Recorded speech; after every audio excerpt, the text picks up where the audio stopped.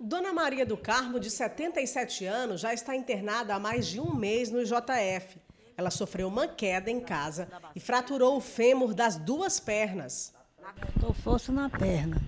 Não sei quantas vezes que falta força na perna, não cai, porque tem alguma coisa mais por perto eu me seguro. Mas dessa vez não teve, eu desci direto, né? A perna foi para debaixo da cama e a outra foi para debaixo do guarda-roupa.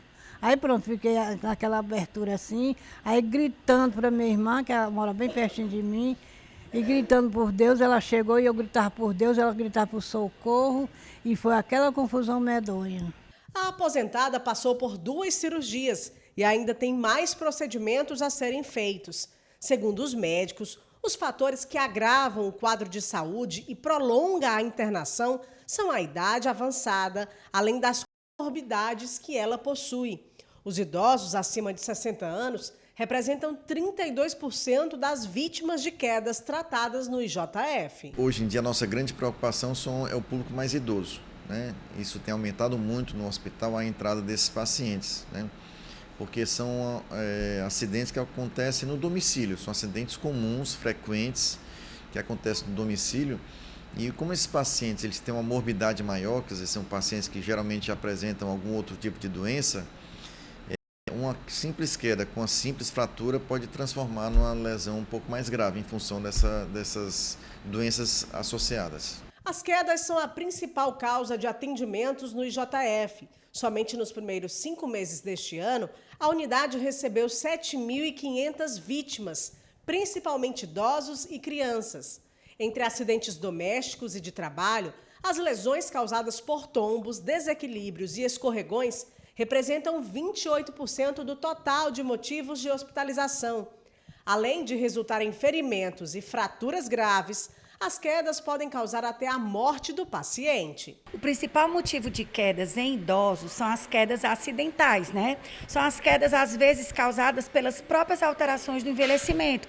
Então, aquele idoso que ele já tem uma sarcopenia, é um idoso fragilizado, é um idoso que tem atrofias musculares, às vezes deformidades estruturais, posturais, o que levam a ele a ser mais propenso a cair do que um próprio adulto.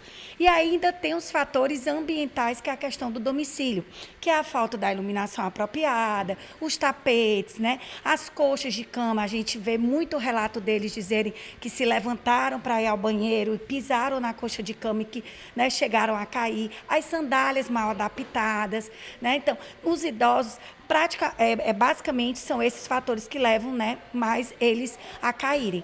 A prevenção de acidentes deve ser constante na rotina do lar e do trabalho. No caso de idosos, tapetes antiderrapantes e barras de apoio em banheiros, corrimão nas escadas, uso de calçados adequados com fixação segura nos pés são algumas medidas a serem adotadas pelas famílias. Já com crianças, a supervisão de um adulto é essencial para evitar situações de risco, além de grades de proteção em janelas e escadas. Em relação às crianças, é bom nós salientarmos que as férias estão chegando. Então, essas crianças, elas caem muitas vezes nas próprias brincadeiras, jogando futebol, subindo numa árvore, né? Brincando com os colegas, correndo, né, as brincadeiras de empurrar. Então, é importante que os pais orientem essas crianças para que as férias aconteçam de forma tranquila, de forma segura e que essas crianças possam voltar, né, para suas atividades laborais o mais rápido possível e de forma saudável.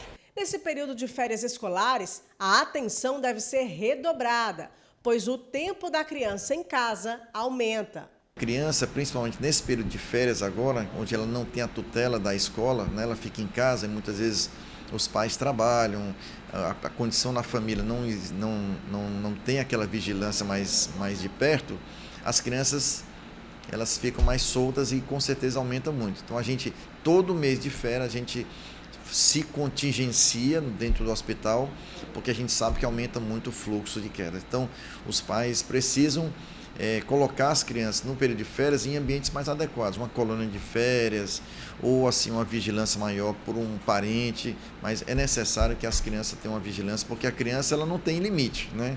Uma vez ela solta, ela vai subir o muro, ela vai subir o telhado e aí é assim que acontecem os traumas.